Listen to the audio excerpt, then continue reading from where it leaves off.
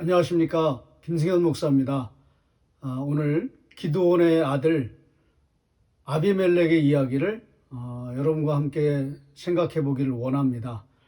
아비멜렉은 기드온의 아들은 아들인데 그냥 서자 출신의 아들입니다.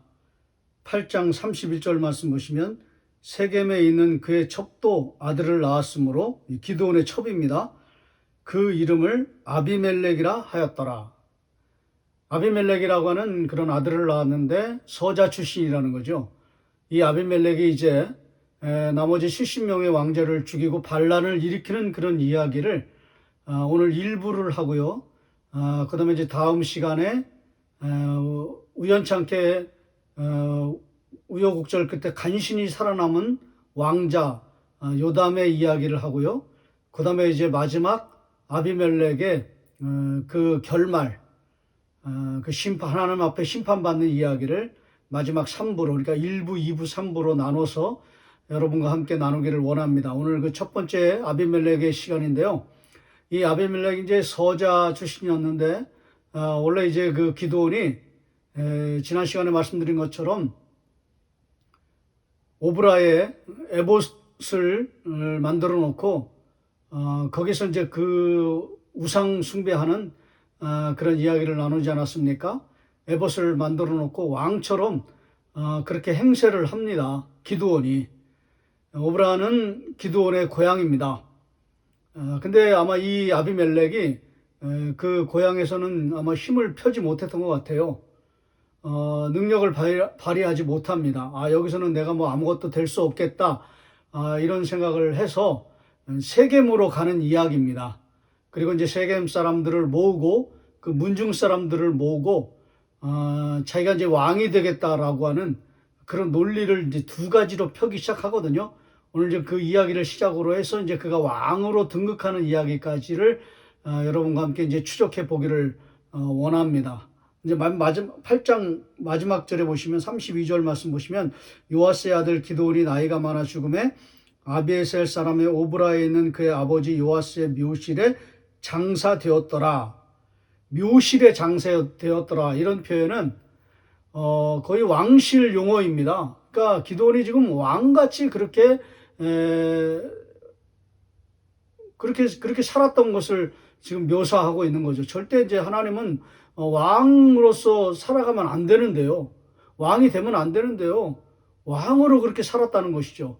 이제 거기에서부터 이 기드온의 죄악은 자기가 왕이 되려고 하는 그런 죄악이 가장 큰 죄악이었습니다. 묘실에 장사되었다. 왕실 용어. 자기가 왕처럼 그렇게 행세를 했다는 거예요. 이제 이런 죄악이 그의 아들들에게, 후손들에게 이제 이어지고 있는 것입니다. 기드온이 예를 들어서 이제 그 죄악의 물을 그 양동이에 받았다고 한다면 그 죄악의 물이 누구한테 다 쏟아지냐면 아비멜렉에게 쏟아져요. 아비멜렉이 그냥 옷이 흠뻑 젖듯이 죄악으로 그렇게 물들어가는 그런 삶을 살아가게 됩니다. 9장 1절 말씀 보시면 여룻바알의 아들 아비멜렉이, 여룻바알은 기드온이에요. 아비멜렉이 세겜에 가서, 말씀을 드렸잖아요. 세겜이 그 당시에 이제 영적 그 중심지였고, 그 다음에 가장 그 도시와 같은, 수도와 같은, 예루살렘, 이스라엘의 수도와 같은 그런 종교 중심지, 그 다음에 대도시였습니다. 그 세겜으로 가서 그의 어머니의 형제에게 이르되, 그러니까 외가 쪽이죠. 외가 문중들입니다. 그들과 그들의 외조부의 집에 온 가족에게 말하여 이르되, 여기서 이제 그 자기의 논리를 펴는 거죠. 2절에 청하노니 너희는 세겜의 모든 사람들의 귀에 말하라. 여룻바알의 아들 70명이 다 너희를 다스림과 한 사람이 너희를 다스림이 어느 것이 너희에게 나으냐. 첫 번째는 뭐냐면 한 사람이 왕이 되는 게 낫냐, 아니면 뭐 70명이 내란을 막 일으켜가지고 그냥 형제들의 난을 일으키고 형제들이 막 죽고 죽이는 그런 분란이 일으키는 게 낫겠냐, 아니면 그냥 내가 혼자 왕이 되는 게 낫겠냐, 어떤 것을 선택할 것이냐, 한번 선택해봐라, 어떤 게 제일 좋냐, 이렇게 하는 거죠. 이것도 잘못됐습니다. 왜냐면 그 사사직이라고 하는 것이 지도자라고 하는 것이요, 세습으로 되는 게 아니지 않습니까? 아주 여기 기정사실을 해놨어요. 기드온의 아들들이 여기는 왕이 된다, 사사가 된다. 누가 이렇게 했습니까? 이렇게 해서는 안 되는 거거든요. 하나님은 절대로 이렇게 말씀하신 적이 없으셨습니다. 거기에 문제가 있는 거예요. 하나님의 말씀에 정면으로 위배되는 것이죠. 사사는 세습되는 게 아닙니다. 사사는 하나님이 지명하시는 거거든요. 하나님이 선택하시고 은혜 가운데 하나님이 뽑으셔서 하나님께서 세우시는 거거든요. 신적 권위를 가지고 하나님이 친히 세우시는 게 사사직이거든요. 지도자직이거든요. 근데 여기는 마치 세습되는 것처럼, 기드온의 아들이 세습되는 게 좋겠냐, 아니면 내가 이어받는 게 좋겠냐, 이런 논리 속에 그냥 하나님의 말씀이 완전히 무너진 그런 모습을 우리에게 보여주는 것입니다. 하나님의 말씀이 설 자리가 없는 것이죠. 그냥 세상의 논리대로 그렇게 이야기하는 것입니다. 또 나는 너희와 곤륙임을 기억하라. 여기 2절 하반절에 보면 나하고 너하고 여러분들하고 나는, 이 문지영 어르신들이잖아요. 여러분들하고 나는 세겜, 그 어머니 같은 세겜 고향 사람 아닙니까? 우리는 한 혈육입니다. 이것도 반은 맞고 반은 틀리거든요. 친가는 아니에요. 외가예요. 그것도 세력과 능력이 없는 그런 외가이거든요. 근데 여기 마치 그냥 제가 온통 자기 그냥 혈육인 것처럼 이 과장과 속임수로 얼룩진 그런 모습을 봅니다. 이제 제가 좀 있으면 말씀드리겠지만 왜 이런 죄악이 나오게 되었는가, 이제 그걸 말씀드리거든요. 그게 굉장히 중요합니다. 3절 말씀 보시면 그의 어머니의 형제들이 그를 위하여 이 모든 말을 세겜의 모든 사람들의 귀에 말하며 그들의 마음이 아비멜렉에게로 기울어서 이르기를 그는 우리의 형제라 하고. 세겜 사람들이 넘어간 것이죠. 사사직을 세습하는데 동의하는 거예요. 70명이 아니라 그냥 아비멜렉에 이건 세습해도 된다, 이렇게 자기들 마음대로, 자기들이 힘이 있으니까요, 권력이 있으니까요, 자기들이 능력이 있으니까요, 권세가 있으니까요, 자기들이 돈이 있으니까요, 자기들이 부자니까요, 힘 있는 자니까 그냥 하나님 말씀하고는 완전히 위배되는데도 불구하고 그거 허락해야 되겠다, 이렇게 생각을 하는 것입니다. 4절이 굉장히 중요하거든요. 4절 말씀 보시면 바알 브리 신전에서 은 70개를 내어 그에게 주매 아비멜렉이 그것으로 방탕하고 경박한 사람들을 사서 자기를 따르게 하고. 드디어 이제 아비멜렉을 지도자로 세우기 위하여, 여기 바알 브릿 신전이라고 되어 있는데 이건 바알의 신전입니다. 바알 브릿.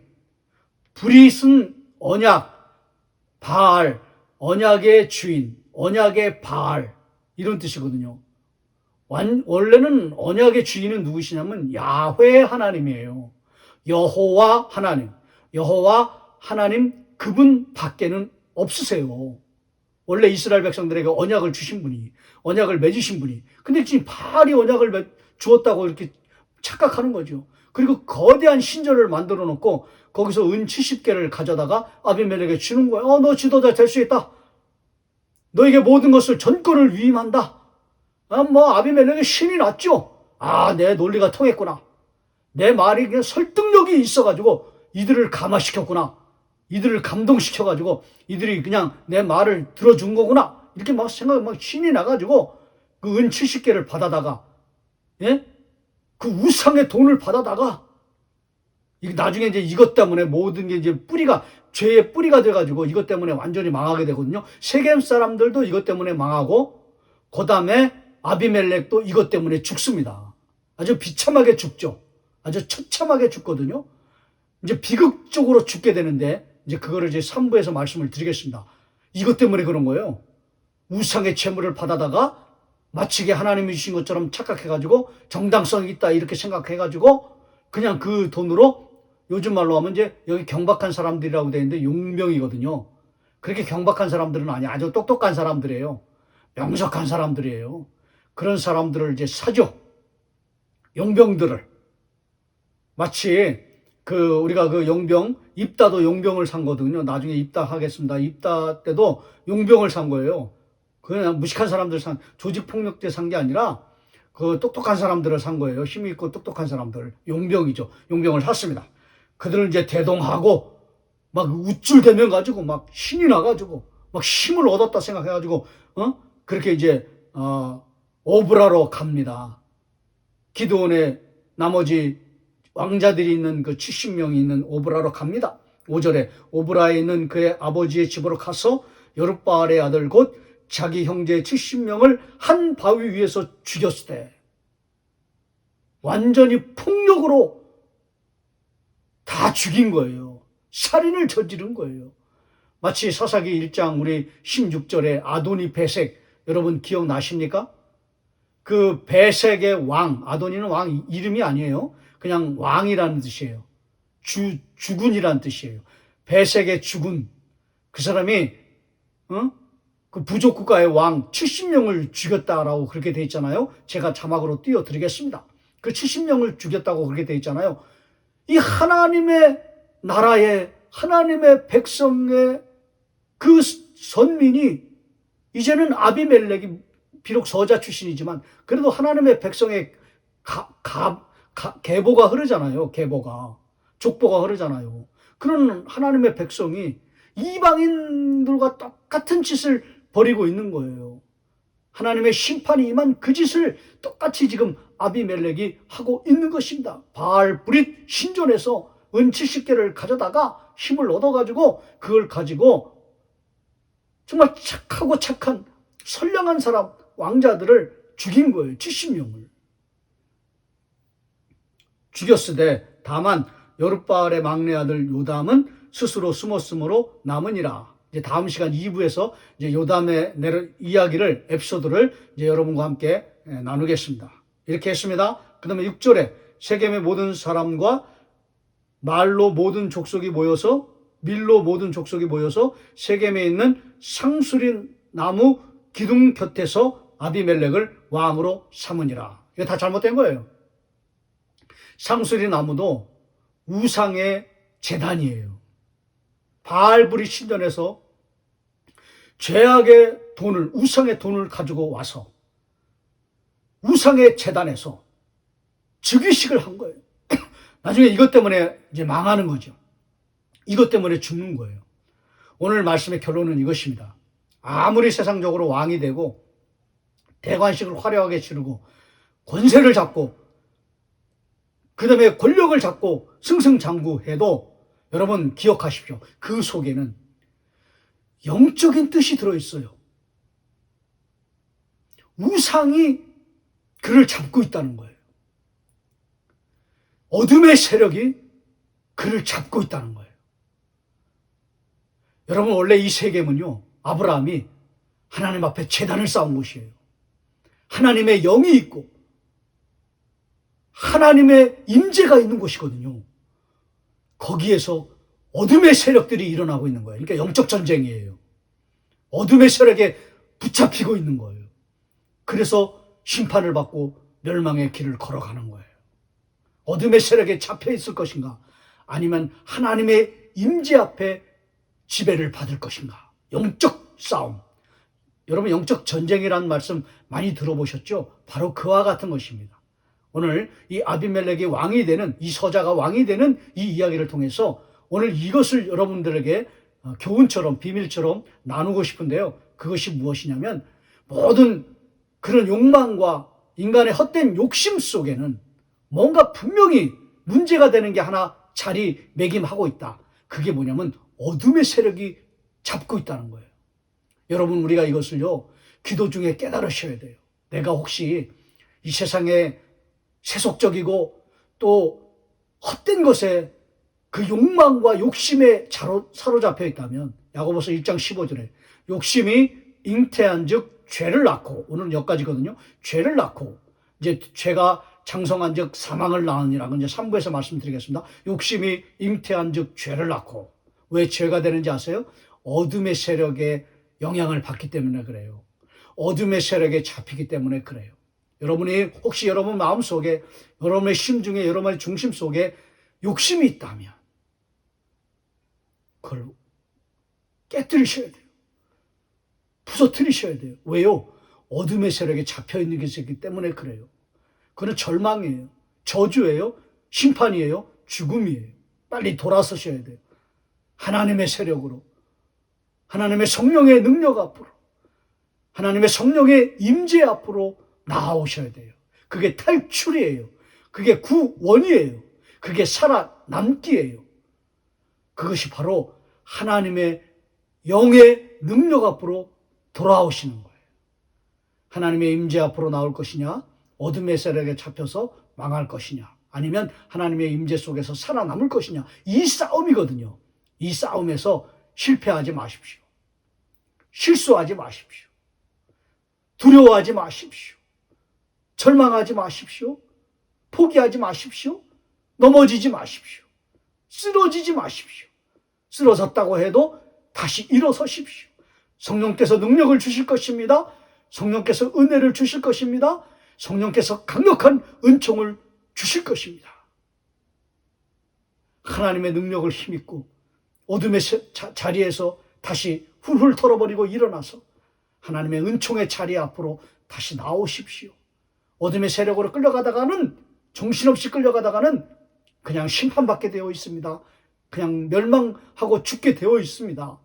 여러분이 혹여나 그런 자리 속으로 지금 가고 있다면 빨리 그거를 이 설교를 통하여서 깨달으시고 돌이키시고 하나님의 성령의 능력 앞에, 그 임재 앞에, 그 은혜 앞에 다시 서시고 다시 돌아오셔서 하나님의 은혜로 살아남는 그런 역사가 일어나기를 소원합니다. 그리고 축복합니다. 이런 여러분이 되시기를 축복합니다. 오늘 성령의 능력으로 다시 살아남기, 그런 여러분이 되시기를 바라고요. 그런 은혜가 임하기를 소원합니다. 야고보서 1장 16절에 욕심이 잉태한 듯 죄를 낳고, 이 죄가 이제 뒤에는 이제 멸망으로 가지 않습니까? 그 굉장히 흥미진진하기는 합니다, 사실. 드라마로 틀면 굉장히 드라마틱합니다. 막 반란이 일어나고 내분이 일어나고 막 전쟁 일보 직전까지 가고 전쟁이 일어나고 전쟁에서 또 그냥 악의 세력이 막 들고 일어나가지고 막 승승장구하고 그다음에 불태우고 그러나 그 속에 가만히 보면은 다 하나님의 심판이에요.